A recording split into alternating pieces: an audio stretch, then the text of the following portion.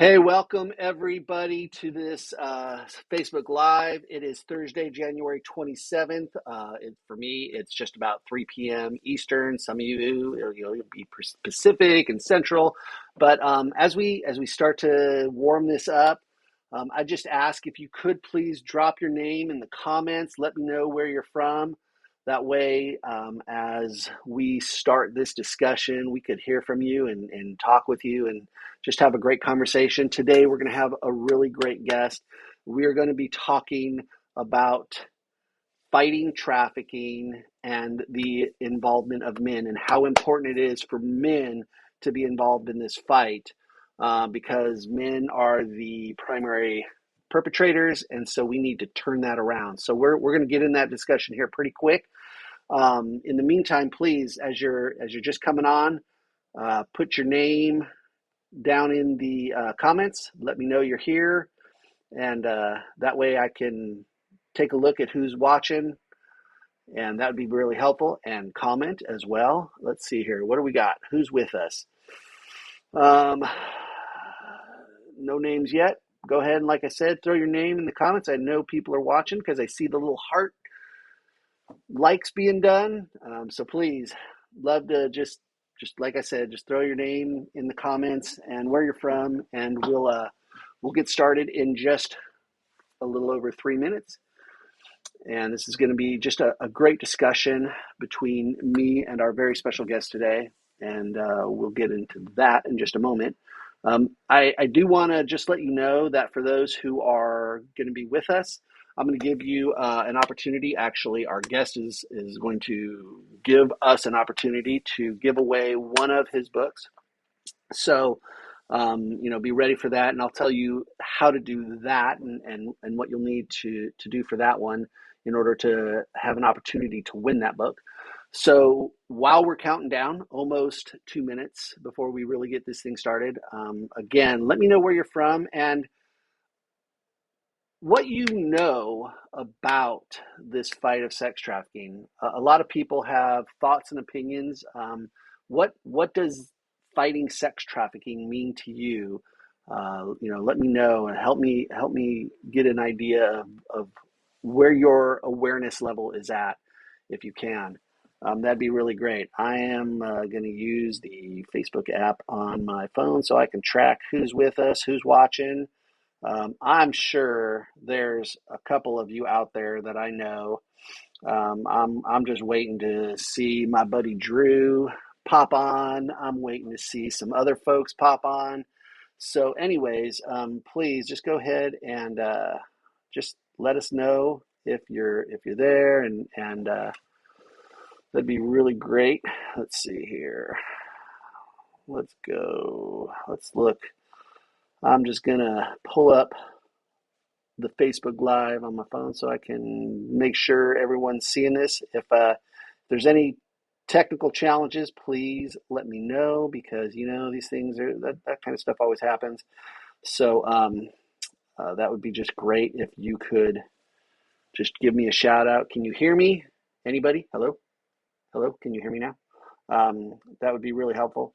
And so just, let us know if you're watching, and if so, just, by all means, just leave your name and where you're from in the comments. And we are going to be getting started in just a minute with and we'll be bringing in our special guest in just about a minute after that. So let me know who you are, where you're from, and what you know your awareness level with fighting trafficking. Myself, well, I'll get into that in a minute. But this is something I'm very passionate about. I know our guest is very passionate about. A lot of the people who interact with our Facebook page are very passionate about it. So now we've just, a little less than 30 seconds, and we'll just start jumping into this. I'm really excited to just share some time with our guest and just get a lot of his knowledge and insight in this battle, because he's been doing it a long time, and he's just a leader in the fight against trafficking, which I will say again undoubtedly several times. So with that, we're going to go ahead and get started. And so I just want to say hello and welcome to this very special Facebook Live event. I am Richard Aronson. I'm the executive director here at Switch, where our mission is to eradicate sex trafficking and sexual exploitation from the upstate of South Carolina. And really, a huge part of achieving that mission centers around the transformation of men and the ideas that they have about sexuality.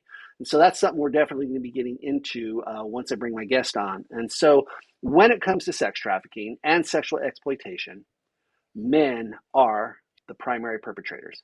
And what we need to do, one of the things we need to do in the way boys are raised is we need to shift the way boys are raised into men, and we need to shift the way that men think about sex. Just a couple of things. I mean, there's so much more, and I know we're going to get into it, but those are just a few of the things. And that leads me into introducing today's very special guest. And I'll be bringing him on in just a second, but I do want to take just a minute to kind of talk about him and be just like really amazing. I love this leader. He does so much in this space, and that person is Alan Smyth. And like I said, I'm going to bring him on in just a second.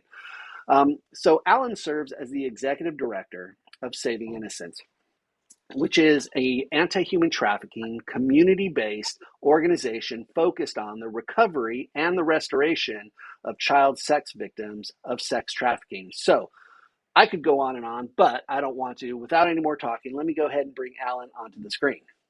Alan, welcome, and thank you so much for being here with me. Oh, Richard, it's great to be here. Thanks for having me. I look forward to this conversation. Absolutely. I just love that you're taking the time out of your busy schedule, and I so appreciate you. So with that, let's go ahead and jump right in. Look at that. There's my buddy, Drew. Hey, Drew, thank you for watching with us. Drew's an awesome, awesome advocate and our demand coordinator here at Switch. Okay, Alan, obviously you do a lot of work in the anti-trafficking space, most likely through your position at Saving Innocence. So what I want to do is just hear from you a little bit. Tell us, how did you get connected at Saving Innocence, and what was the why that hooked you into this fight? Yeah, that's a great question. And by the way, I just saw Drew text or something, and I saw it. So great to see you, Drew. I was going to ask you, is it the famous Drew Merritt that you're referring to as Drew? He was an early adopter of this book. Somehow he saw it on Facebook and bought it and started pumping it up to everybody he knew. So I appreciate that, Drew. Thank you very much. How did I get involved with Saving Innocence? Was that the question, Richard? Yep. Yeah. Well, I was on the Young Life staff for 25 years before my time with Saving Innocence, a faith-based organization reaching out to all kids kind of everywhere. And after 25 years, it was time for a change. It was time for a new challenge, a change of scenery. And I had remembered the year that I left Young Life. I'd remembered the year previously that one of our Young Life staff ladies was talking about, hey, we should do Young Life at Saving Innocence. I said, what does that mean? And she said, well, they take care of child victims of sex trafficking. I said, what? Oh, they're in Thailand, right then? And she said, no, right here in Los Angeles, which is where I'm at right now. And so me, like most of the public still today, when you hear child trafficking, my initial thought was someplace 10,000 miles away. And so we didn't do anything with that for that year. But then the next year, I stepped away from Young Life, and it immediately came back up to the front of my mind. I had a few conversations with other possible landing spots, but now I'm a dad with a daughter. I have a son also, but the majority of these young victims are little girls. And so as a dad with a daughter, I was pretty interested in what Saving Innocence was doing. So I cold texted the founder, Kim, who's amazing. And I went down to their office, and we had about a 2-hour conversation on a 1-hour parking meter. I got a ticket. And I was grabbed, entranced. I was learning. I was like, what is this? Are you serious? And we kept talking for about the next several months. And long story short, they asked me to join the team, and I haven't looked back since. Wow, that's amazing. And I know you've been, and it's okay. You've been there 10 years? No, just 6 years. Just 6 years. Sorry. Okay, 6 years.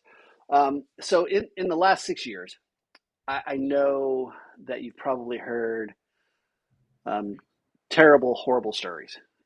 and that's just the way it is, because we hear these terrible stories from these victims who become survivors. But I don't really want to do that. What I would like for you to share, because the whole point of the work we're doing is to bring hope and light into this place of darkness. So, would you mind sharing just a couple, however much, just a couple stories of like amazing victories that you've encountered in your time there at Saving Innocence? Yeah, absolutely, and I really resonate with that. We try to really shed light and hope and positivity as much as possible. There's plenty Yeah. of darkness, and there is a time to speak about the darkness, but we do default to the hope and the positivity. There's a few things that jump to my mind. When I joined Saving Innocence, 6 years ago, I think I was employee number 7, and as we sit here today, we're at 32. And so we've weathered the pandemic. We've answered every need. We've risen to every challenge. And so I feel a real highlight is that we're still here and we're bigger and stronger than ever. And I feel great about that. Two other things. I mean, there's all the individual stories and this, individual kids that have graduated high school and gone on to college.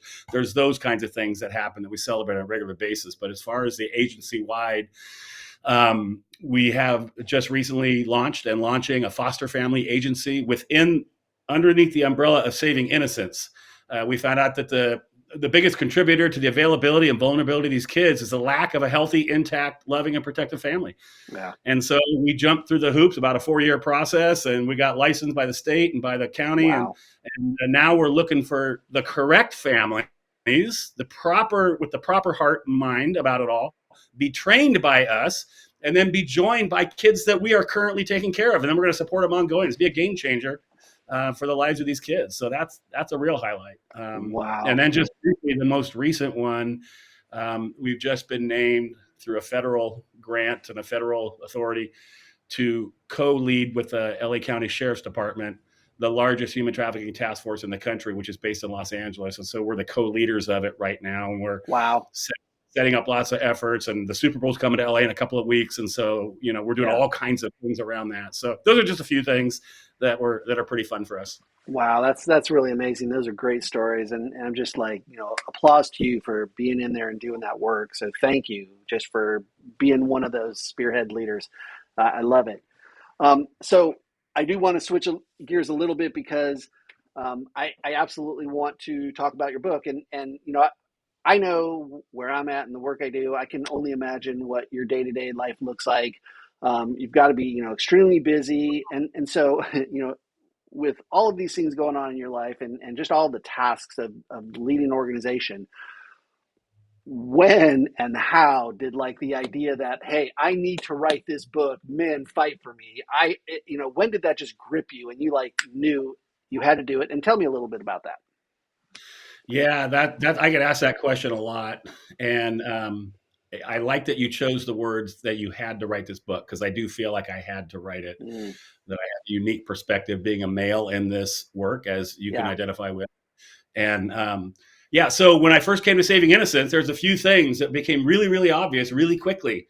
When I would go anywhere, not only our staff meeting at Saving Innocence, but then when I would go to a countywide training of some kind, when I would go to a church event on a Saturday, an awareness raising event in their community, I would show up, and there's almost no men there, a couple. And there's all kinds of, committed and awesome women that are working their part of it, which is great. And then combined upon top of that, as I began to get into the weeds of the work, to no surprise, the biggest part of the problem is that of men. Most of the traffickers are men. There's women involved, but most of them are men. Most of the buyers, the sex buyers, are men. There's some women involved in every part of this crime, but the biggest part of the problem is men. And it bothered me for a while. I was kind of marinating on that. Like I was sort of embarrassed to be a Yeah. man Yeah. if this is what we're doing as a species. And then I went to one of these events on a Saturday, and Jessica, my co-author, was on a panel along with a number of people with perspective and survivors. And there was a woman next to her named Rachel, who's since become a friend, who tells her story in her first person voice in chapter 3 of this book. And she said something that grabbed a hold of me and made me that I had to write this book. And her, I mean, there's 200 people in the room, but I felt like she was talking to me. She says in the middle of her trauma, she basically had given up hope. She saw no way out. And she said, I could no longer fight for myself. I needed someone to fight for me. Wow. Well, that lit me up right there. I was already at Saving Innocence, but now I have a survivor on the stage telling me I've given up. I've waved the white flag. I needed someone else to fight for me. And you combine that, stack that on top of the fact that most of the problem is men. I'm a man. I now know things and have seen things that most men don't know and they haven't seen. Now I have a responsibility to use my male voice and communicate to men, because men, generally speaking, don't really want to be corrected or challenged by women. They Mm-hmm. don't. But another man has a different voice. We can talk Right. about pornography. We can talk about being a father. We can talk about those things in a way. And so I approached Jessica, my co-author, and the number of other wonderful survivors that are sharing their life in that book, and they all immediately jumped at it. And they said, there's nothing like this out there. I'm so glad you're writing a book for men. I heard from a number of these survivors, so it gave me a little bit of, Wow. okay, I'm on the right track. Yeah. And so I didn't have a choice. And we didn't go fast. I mean, it was a good 3 years of laboring and tinkering, and we just released it, a few months ago. So now it's out to the world. Yeah, yeah. My wife and I read it together. We love it. She was absolutely impressed by just the way you presented the information and the survivor stories and every part of it. Especially, she agrees with you, because our first encounter was at a conference, and just like you said, here we are in this auditorium filled with amazing, passionate women, and there was like three guys, and they were Yeah. probably workers at the hotel. Right. So, okay. So, for those of you that are just joining, I just want to let you know that right now we are speaking with Alan Smyth, who serves as the executive director of Saving Innocence. They're an anti trafficking, community based organization focused on the recovery and the restoration of child victims of sex trafficking. Child victims. Okay, that just blows my mind. If you're listening to us, Alan was just talking about his book Men Fight for Me, and we're going to get a little more into that. But if you're interested in that, you can go to you can go to fightforme.net. Let me copy that, throw that into the comments. You can go to fightforme.net to learn more about the book, read more about the story, and pick up a copy. And so, Alan, obviously, like you just said, this book was written for men. It's written towards guys. So I want us to talk a little bit about that. Um, right behind you, you've got 4 movie posters. Braveheart, your number one all-time favorite movie in the universe, right? That's And right. then and That's then after that, you've got Gladiator, Rocky, your favorite franchise ever, and then next to Yep. that, you have A Few Good Men. Few good Okay, men. Right. so in in the introduction, you use the movie The Matrix just to Yeah. describe a situation, and I'd like to just kind of talk about that. Set the scene, if you will. There's these two characters, Neo and Morpheus, and these two pills, and then they talk about the situation. But explain that scene, and then describe what that means to us as men in this fight against sex trafficking. Yeah, absolutely. And before I do that, let me just make a quick note. We added the word men to the title. That survivor named Rachel didn't say I need men to fight for me. She said I need someone to fight for me. Yeah, But we know that the target audience is men. And there's a lot of women reading the book. As you said, your wife read it and she yep, loved it. And so it's really for everybody, but there is a special emphasis to that male audience for sure. yeah, Um, So yeah, I do quote a handful of movies throughout the book and some sports quotes, partly because that's just who I am. I wasn't manufacturing something, but I know that a lot of yep, guys kind of resonate with, a good sports quote or a good movie quote. We quoting Braveheart, William Wallace, and A Few Good Men, what you're referring to is the Matrix. And in the introduction of the book, I reference that scene in the Matrix. And I'm not a huge sci-fi guy in general. I mean, I saw those movies and I'll see them now and then, but it's not really exactly my favorite kind of genre. But in this right. particular opening scene, Morpheus somehow identifies Neo, and he offers Neo a choice. You can take the red pill or the blue pill. And there's a subtext in the book, if you remember it, Richard, it says, Yeah. caution, gratuitous movie reference ahead. Sort of saying, I know it's cheesy and goofy, but I get it. But okay, just follow me here. Neo had an important choice. He could take the blue pill, which would mean he would stay asleep basically and not be aware of the realities, the harsh realities of his world. Yep. Or if he took the red pill, it would cause him to wake up and become fully aware of the harsh realities of what the world had become that he Yeah. was unaware of. And Morpheus offered an important disclaimer. He said, if you take the red pill, once you take it, there's no going back. No go back. You can't unsee what you'll see. You can't unlearn what you learn. There's no going back. And they wouldn't have had a second, third, and a fourth movie. I think they just released one just right now in the Yeah. theaters. Yeah. If he didn't take the red pill, Right. the movie would have been over. And so he took the red pill, and suddenly his eyes were open, and there was no going back. And so I write in the book, reading this book is like taking the red pill. Yeah. You won't unsee what you'll see. You can't unknow what you'll learn. And there is no going back. Yeah. And I said, if you don't want to do that, put the book down right now. Right. But, Right. I just have to say this really quick. So he takes the red pill, right? And there's a moment where he's laying on this table and is like there. And he's like, why do my eyes hurt? And they tell him, because you've never used them before. wow. And I feel like a man in this arena. It's like, why this is killing me? Why is this killing me? It's like, because you've never really seen the problem as it really exists. Right.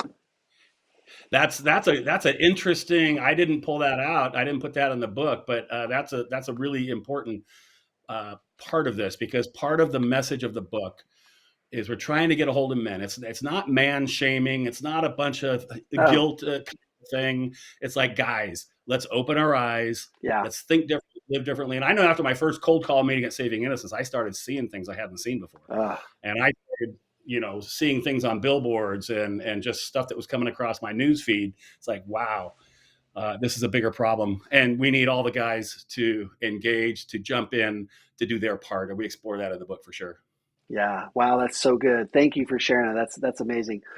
So you said it, right? Your first encounter, as you started getting into this, you noticed a lot of ladies in this environment. And the reality is that most of the people who are going to watch this Facebook Live initially are going to be some of these amazing women who are fully engaged. And that's okay. But what would you share with them to like really encourage them? How can we equip these precious ladies who love this fight to encourage the men in their lives to jump on in? That's a great question. And I'd be surprised if there was a lot of men tuning in right now, because they don't want to tune in. If they found the title, they don't want to tune in necessarily to something like this. So ladies, I would say, first thing to do is this is, I don't want it to be a shameless plug. The proceeds are going to benefit survivors of trafficking, those survivors that are in the book. They all get a cut. And I'd say buy the book for all the men in your life, for your husbands and your fathers and your uncles and brothers and sons and neighbors. Step one, ladies, buy the book. But also, we mentioned this earlier in this live, is that a good 80% of the book, you don't have to be a man to enjoy it or read it or learn something from it. So there's a really great breakdown. The middle of the book is called The Big Three, and there's a chapter on the victims, the traffickers, and the buyers. Like, who are they? What's going on? So it's a great educational piece, really, for everybody, with all these survivors lending their lived experience, expertise in it. Yep. So I'd say get the book for your men, and those of you married ladies, you have a lot of power over that man you live with, and you can just get him this book and say, I need you to read this, and give me a book report by next week. I mean, he'll do it. And that's great. Yeah. That's awesome. I love it. And that's really good information, really good encouragement for these amazing ladies who are a part of this.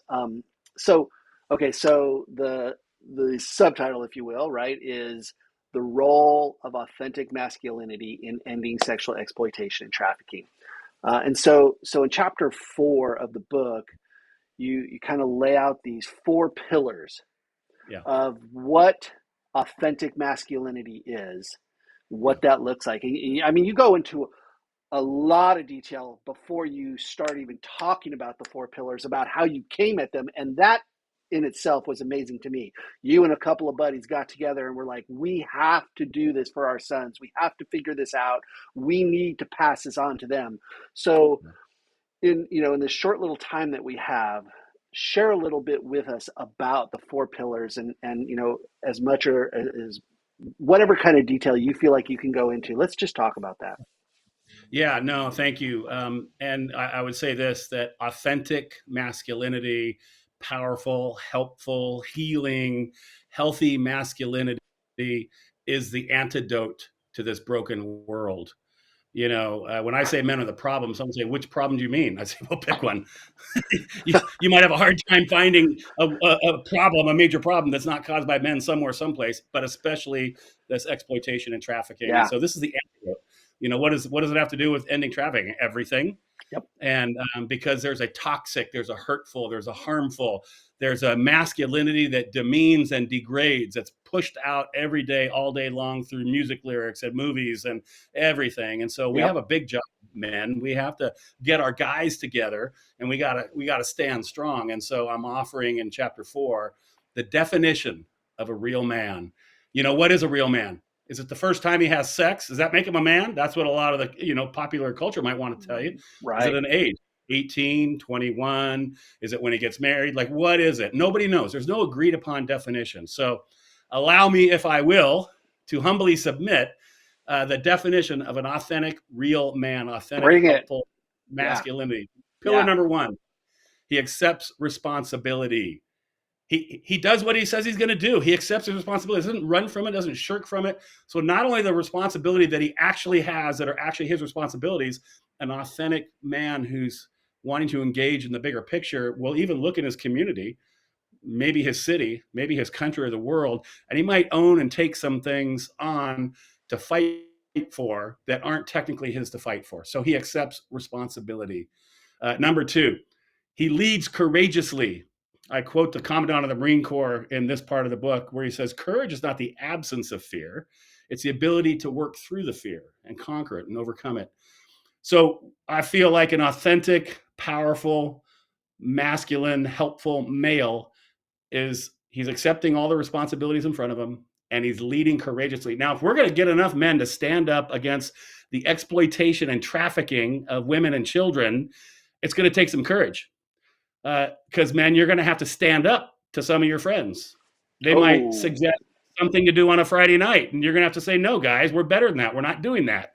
You're going to have to stand up to your own self and courageously put down that computer after hours. You're gonna have to excuse yourself from certain conversations. You're gonna have to end subscriptions. You're gonna have to not go to certain movies. It's gonna take courage to Yeah. stand up against a world and a current that's going the other directions. As he leads courageously. 3 is he lives a life of service. Yeah. So an authentically healthy masculine man gives his life away, and it starts in his own home. He lives a life of service to his wife, to his children, to his neighbors, and you can just keep extrapolating that out. His community, he serves.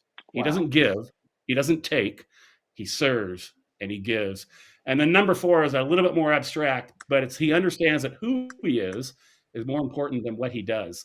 And Mm-hmm. what we're getting at with our little boys is, regardless of what career path you take, let's say some of you become a big famous athlete or entertainer, make a bunch of money, and you got the false flattery and applause of the world. No, who you are on the inside is more important than that. Let's say you're the person working on the corner store and people look down at you. Who you are on the inside is more important than on the outside. The internal is more important than the external. So integrity and character and honesty, those kinds of things we're getting at. So now if we get enough men accepting responsibility, leading courageously, living a life of service, and understanding grounded in who they are is more important than the things that they're about, that's a world I want to live in. And if we can get Wow. enough men living that way, we're going to see the end. There's no room for exploitation and trafficking in a community of men that are living those pillars out. So that's Wow. authentic masculinity. And uh, men out there, I'd say if you like it, use it. If you want to sub one out and put another pillar in there, whatever. But give the gift of clarity to your boys. Your boys Mm. are your sons desperately need the gift of clarity. Here's what it is. Here's what we're striving for. We're going to celebrate it when we see it. We're going to lovingly correct when we don't see it. And this is what it means to be a man. Yeah. Turn off your social media. Turn Wow. off your music. Those people they're not singing and talking about authentic, healthy, helpful masculinity. Mm. So that's what that's all about. Wow. That's powerful. It makes me think of the phrase that is way too ingrained in our culture where we say when boys do something radically inappropriate, we say, oh, well, boys will be boys. Yeah. Wouldn't it be No. amazing if we could embrace these four pillars? And when we say boys will be boys, we mean that they are courageous, that they are authentic, that they are absolutely taking responsibility for themselves, that they know who they are. It's like amazing. Wouldn't it be so powerful if we could just turn that whole paradigm and just flip this thing on its head and let boys be boys, but actually authentic masculine boys? That to me would be like such a shift. And you know what? It seems like this huge, daunting task, but I think it's possible. I think we can do it. Here's what it is. It's got to start in our own home, and we go into great detail in chapter 8 of the book. It's called Looking in the Mirror, Yep. and it starts right now. Every man being honest with himself, looking in the mirror, stopping certain things that need to stop, starting other things that need to start. Raise your children to do the same, and then grab a few buddies around you. If we can get enough men doing it, then we can change the world. It sounds a little cliche, but honestly, not only we can do it, we have to do it, or Have to things do it. won't change.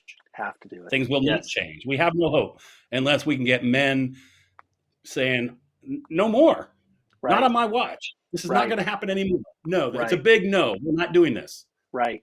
Right. And just to be clear, I'm just speaking to the audience. This is not a detraction from all the amazing and beautiful and wonderful women that are fully engaged in this Yeah. battle, and not just this battle, but in life. Men Yeah. have unplugged from life. And we're just saying, hey, look, what if men were fully plugged in just as much as our beautiful, precious women were plugged in, and together we were Yeah. both doing exactly what we were designed, created, put here for, and we're moving in harmony together and create this amazing picture of such a beautiful reality. So I think, just like, hopefully that's not me saying too much, but maybe you agree with that. I think we both need to just like totally engage, men and women are already doing it. Men, we got to do better.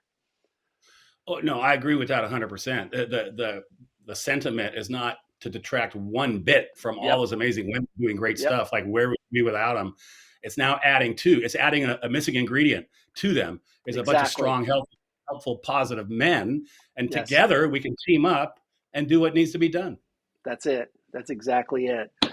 So again, for those of you who are just joining us or you're just starting to watch, we are speaking with Alan Smyth, who is the executive director for Saving Innocence, which is a anti-human trafficking, community-based organization focused on the recovery, and restoration of child victims of sex trafficking. Such an important work that needs to be done. And we're specifically talking right now about Alan's book, Men Fight for Me. And if you want to learn more about that, the link is in the comments there. You can go to fightforme.net and learn more about the book. So we talked a lot about, you covered the four pillars, talked about the need for men to engage. Men often we just need like, hey, give me the bullet points. What can I do to jump into this, right? My wife and I always have that conversation. I want the headline, she wants the full story. What are those? Give me the 10 headlines, Alan, that I need to get engaged into this fight. So can you just share some things that men can take a hold of right away and get involved? Yeah, and again, not to have any kind of a shameless plug, but men, get this book immediately. Get it immediately. When this ends, or do it while we're doing it, go to fightforme.net, buy this book, digest it, Yep. marinate on it. And in that book, there's tons of resources of what to do. There's a whole list of things that are macro, big picture. Then there's a micro, smaller picture. I actually talk about the ultimate solution to ending trafficking. There's an actual ultimate solution. And guess what? Spoiler alert, it involves men. In the back of the book, there's 12 things that you can do today. So, I would say number one is get educated a little bit. You don't need to go get a degree, some kind of a college degree, but get a little educated, understand a little bit about what it is and what it isn't. I would offer savinginnocence.org as a resource for that. It's our website. There's 5 or 6 videos posted of survivor stories and other, talking about this space. That's a good spot to just get started. And I'd say go down the rabbit hole of Google, and there's a number of documentaries and organizations. There's an organization near you, most likely, wherever you're Yep. watching this from. Find out who they are, call them up, say, what do you need? What can I do? Just get involved. That's the big thing. Like, someone will ask me, Richard, they'll say, what can I do? And then I don't want to answer too quickly. Usually I want to say, I don't know. What can you do? Like, Yeah. who are you? What do you Right. do? What do you know? Where'd you go to school? Who are your friends? You have any money? Great, give money. You don't have any money? Okay, good. We'll go to this website, do these things, and that's going to be the answer. First step is for men to wake up, take the Yep. red pill, Yep. read the book, take the red pill, and then somewhere in the darkness, when you're losing sleep over this, you'll know what you can do. In the meantime, follow us on all our social media. Follow Switch, follow Saving Innocence, follow Fight for Me at Fight for Me, but follow all that. Educate yourself, reshare, retweet, repost, begin to talk about it in your Yeah. community and your networks, Yep. and it'll be clear. Yeah. That's really powerful. I just, guys, if you're watching, or ladies, if you're going to be telling your men later, again, get that book, get educated, and get involved. You know, for those of you that are in the upstate area of South Carolina, send an email to info@switchsc.com. Matter of fact, let me drop that in the comments as well. You can send an email to info@switchsc.org, and we'll connect you with Drew, who's our demand coordinator, and he wants you to participate with him. He wants you involved, guys. He is so active in this fight. Drew is so passionate about seeing men get involved in this fight. He is a man who loves this fight, and he wants other men who are passionate about it. And so, get the book, learn more. You can go to savinginnocence.org, right? Savinginnocence.org. You can go to fightforme.net. You can go to switchsc.org. And we just want to see you fully engaged. And wherever you're at, that's what we want.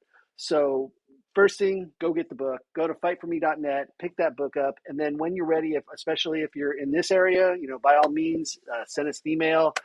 If you're in LA, please connect with Alan and Saving Innocence. Get involved. It's so important.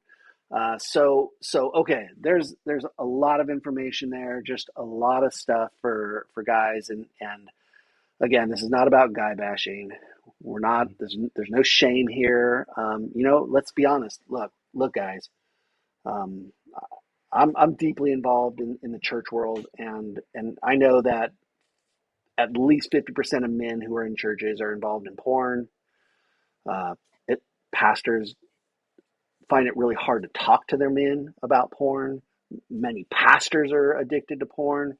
And porn is just, again, it's another one of those doorways into this crime. There's no shame, guys. We want to pull you out of this. We want to get you out of this, whether you're in the church or not. There are great resources. Again, in the book, there's some great resources. And so this isn't about shaming you. This is about, let's be those authentic masculine men.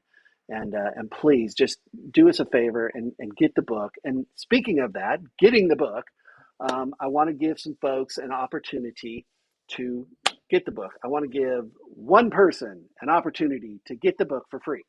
And so here's what I'm going to do is I'm just going to make this really simple on our end. So what you're going to do is you're going to send an email to info@switchsc.org. The email is in the comments. And in the subject line, you're going to put "Men Fight for Me." And the first email we get, we're going to send a copy of that book to. So as soon as we get it, we'll reach out to you and we'll get your address and all that information, and I'll pass that on to you, Alan. Right? That sounds good? And we will get a copy of that. Alan will get a copy of that to you. We'll make sure that gets into your hands, and we'll do that. And just really excited to get that into somebody. So please send that email in, and we'll make sure that happens. In the meantime, is there anything just burning on your heart, Alan? Something else that you just want to share? I don't want to end this before it's time. So what else would you share with us? Yeah, I would just close with this. And I'd say this last year, I went to my dermatologist and he saw a little spot on my forehead. He said, I don't like the way that looks. Let's test it. He took a little piece out of it. He came back and he said, oh, yeah, that's a little piece of skin cancer. Come on back. We're going to cut it out. And something occurred to me there. If you can define and identify and isolate a problem, you now have the capability of administering a remedy that suits the problem. Wow. So he saw what it was, he knew what had to be done, now it's gone. Well, in this case, undisputably, unquestionably, the problem is men. Great, we're 50% there. Now we know what the solution is. We can get a targeted remedy towards the male audience to step up, become authentically masculine, live in a different way. We can see this problem go away. And I hear all the time, well, different slogans, organizations, whatever they say, we got to see this in my lifetime. So, okay, all right, I can sign off on in my lifetime, but actually not, because it's a 911 emergency right here, Yep. right now, all Yep. across this country. Tomorrow's too late. Richard, we've had just in the last week, but over the last year, we've had over a dozen of our kids lose their lives as a result of this reality of trafficking. Wow. One young girl got killed and dumped on the side of the 110 freeway here in Los Angeles just the other night. Oh. Two of our other girls got ambushed and shot to death. These traffickers and these perpetrators, they aren't playing. This is not some knucklehead selling a knockoff T-shirt on a corner that's breaking the law. This is actual children's lives are at stake. And then I'll leave with this final notion, Richard, and I do talk about this in the book. The biggest problem, the biggest mistake that us guys could make when they hear a conversation like this, Mm. they could think, it's not really for me, right? Because I'm not buying sex, certainly not from a child. That's gross. Like most men aren't doing all of that. And so they might tend to think, well, that's for the other guys, not for me. And so what my message is to all men everywhere who will slow down enough and read a book or listen to me talk, we're now enlarging the barriers, the boundaries of what it means to buy sex. Logging on to any porn site is a commercial sex. You're buying sex. That's Whether right. you're paying for it or not, they are monetizing your clicks and your eyeballs by showing up on their website, and they're selling it for advertisement. They're making money off you watching porn. That's buying sex. Showing up at That's a strip club, even though you don't actually have sex with the person, you're paying money and they're going to perform sexual acts. We're expanding the barriers of what buying sex is. And what really, we're not trying to end trafficking. We're trying to change the soil, the exploitive soil. Trafficking is a big weed that's being grown in this exploitation, the exploitive right. soil. Right. And we all have contributed to the exploitive soil, knowingly or unknowingly. And even if that percentage of men that say, I have not, and here's why, and I might say, you're right, you haven't. But you know what? You look the other way and you passively let it happen right under your nose. It's happening. It's the Right. fastest growing enterprise in the world. It's on us, guys. Yep. Pillar number one, we accept responsibility. This is on us. Now we need a bunch of men to get off the couch, get off the sidelines, and get involved in this fight. Whether you've been an active participant or you've passively allowed it to happen, we need Yep. all men. This is a battle cry. We need all men everywhere. Fightforme.net will help you get started. Oh, that's so great. Thank you so much, Alan, for taking the time to talk with us, to share what you've done, for telling us more about your book and the work you do. Really appreciate it. Thank you. Everybody, please, again, fightforme.net, savinginnocence.org, switchsc.org. Get connected, guys. And in the meantime, God bless y'all. Alan, thank you so much again for just being a part of this. Great to be here. Thanks for having me, Richard. See you guys.